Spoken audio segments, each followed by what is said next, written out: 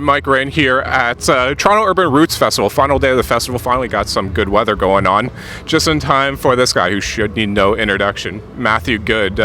Matt, I know you're on stage in just an hour or so, but how you feeling, man? And how do you enjoy this kind of setup at this point? It's fun. Playing festivals is fun.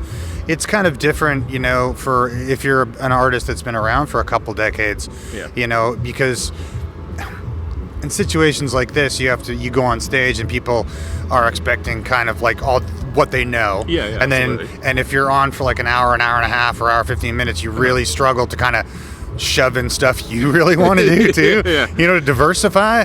And then I think really there's a struggle that happens over the years, and then ultimately you just kind of give up. You know what I mean? You're just kind of like, yeah, okay, what the hell? But, so it's different than playing your own show. But unless you're headlining the festival, maybe. But, they're fun. They're fun to do. I mean, I was in the studio last week, and I just basically came here to do this, and I go back. Cool. So it's... Yeah, I'm like half awake. It's great. That situation like you're just talking about, where it's like you could come into a show like this and not play anything in the last like 5-6 years, and people will be happy to hear the old hits, but I'm sure, like you said, that's going to get boring for you. Like it's that kind of situation where I'm guessing a lot of bands would kill for that, to have that back catalog that people want to hear. But like for you, is that a blessing or a curse, or how do you weigh the two? I mean, it is what it is. You have to make peace with it at some point. I mean, I think one time for fun I sat down and did an entire list of how many singles I've released in my career, and it's like 2 shows worth of material. So I mean, I could just never play any album tracks ever again. But it's a challenging thing, but it's something that in certain situations you're just like, well, I'm gonna go up and I'm gonna do Load Me Up to Time Bomb and Apparitions and that kind of stuff. And I mean, there's certain things that you kind of sit back and you wish you could play, but given it depends really on the vibe too of what time you're playing at night and that kind of thing, and again whether you're headlining a festival or not as well. So so there's, I don't know, it depends. It is what it is. Yeah, it is, but it is what it is, and you have fun. So yeah. It's been, I think next week actually marks the 1-year anniversary of your most recent album, Chaotic Neutral, coming out. Of course, you were in the magazine. We had a large feature on you in Canadian Musician around the time that the album was just about to drop. But now, having the hindsight of it being out for a year and having a year's worth of touring those songs, do those songs present anything to you? Essentially, does your understanding of the album and maybe even the meaning of the songs change at all? I mean, a little bit, but there's a lot of songs on that record that I absolutely love playing live. I mean, today I'll do 3 at least off of it. So it was going to be 4, but we just decided to do some from Audio Being instead. Okay. But no, it's like anything else. Whatever is the most kind of recent thing that you've just toured, you have usually the largest connection to it. Even compared to stuff that's 20 years old, because you've been playing that for so long. It's very automatic in nature. You know what I mean? It's kind of like you have muscle memory, basically mental muscle memory as far as that's concerned, which sometimes actually betrays you at crucial moments. But so. You mentioned you were just in the studio right before coming to the show. Is that, do I take that to mean that you're recording a new material? You already have a follow? Okay. No. I start recording the next record in January. I'm re-recording 5 songs from Beautiful Midnight. Okay. So, because I'm going to tour it and starting in February, back to front. Oh, really? Yeah. Fantastic. Yeah. And, with that, like, when... essentially, when you're taking a song from the new album and you're presenting it to fans, do you still see at this point in the album cycle, a year later, do you still see this as a promotion of that album? No, not at all. Not at all, really. I mean, I think that in the way the music is delivered and consumed in this day and age, I don't think that exists anymore. The whole, we're 4 singles in. You know what I mean? It's just, and especially where I'm at in my career, that's not a reality.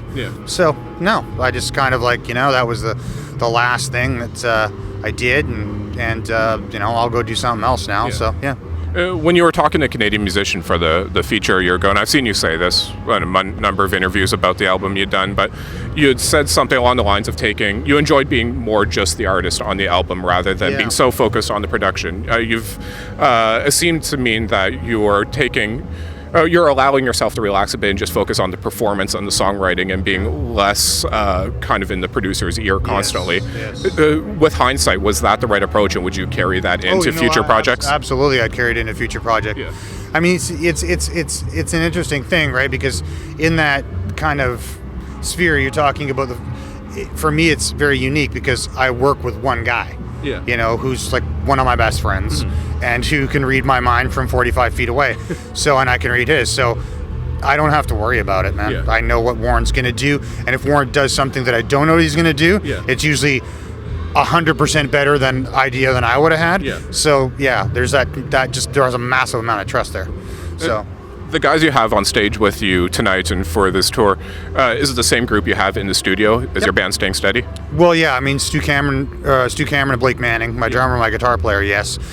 Bones Hillman played on the last record and just was in the studios with us, but Midnight Oil's getting back together. Okay. So he's got to go back to Midnight Oil. Cool. So, yeah, that'll suck, but, you know. But, he'll be back eventually, I'm sure. When you look back at the Matt Goodband days, the perception is, I don't know if it's accurate, but maybe it's just because of what the band name was. A lot of people, even though it's Matthew Goodband, a lot of people still view that almost essentially as a solo project. But was it dynamic, inter-band dynamic? Is it much different than how it is these days, or are they both essentially bands? But there's no arguments. Well, no. I mean, it was different back then because it was, 4 individuals that were getting paid the same amount of money, and right. And I'm a solo artist and have been since the band just disbanded. But no, I mean, I basically do the same amount of work, But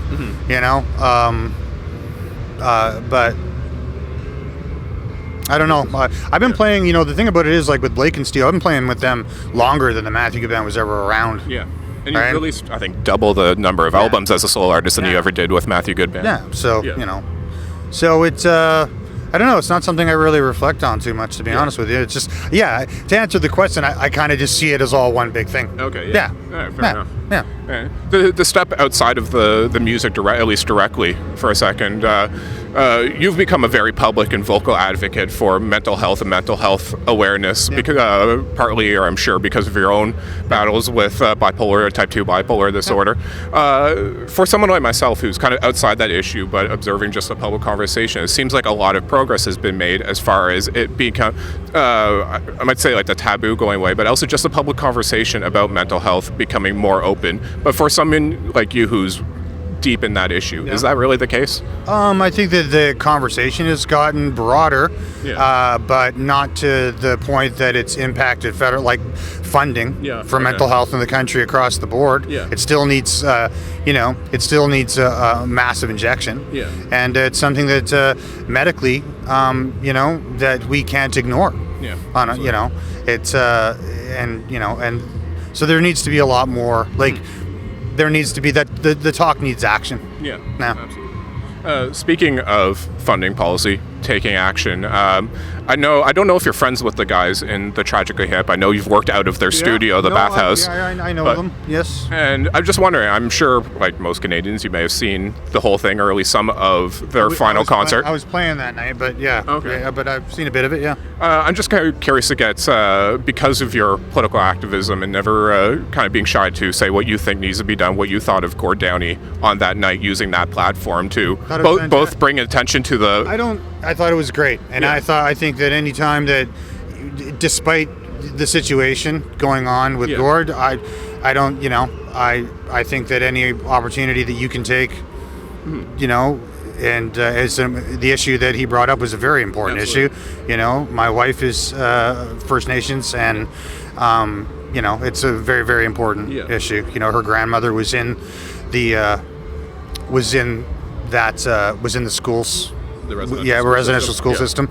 So, and I've seen the effects, generational effects of it. So, it's massively important. And no, I don't think it was at all. I think that there's a huge problem with the public's perception of what people in the arts are and aren't allowed to say. Yeah. And I find it very interesting because if you look at the greatest artists of all time, you know, how they were as people was so vastly disagreeable to how people would want musicians or artists or what actors to be today. Yeah. Everyone's got to be morally perfect and you know and say the right thing and whatever. Yeah. Right. And you know, so many of the greatest minds you know, artistically throughout history have been, you know, completely opposite of that.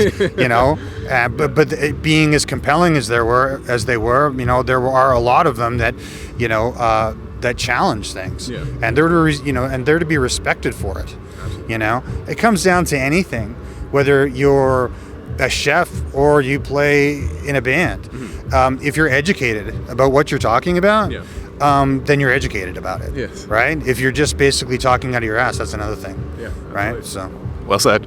And before we wrap up here, I know you said it wasn't necessarily new material. You were in the studio recording, but just wondering, maybe it's too soon. It's been a year since Chaotic Neutral come out, but for Matt Good fans, is there any thought to what will be next, whether it's an album or other project? I've already started writing the next record. Oh yeah. Just last question then. Like, what's the impetus or inspiration for a new album at this point in your career? Like you said, you don't necessarily need a new album to go out on the road and play shows to people, and they will come. That's what I do, though. Yeah.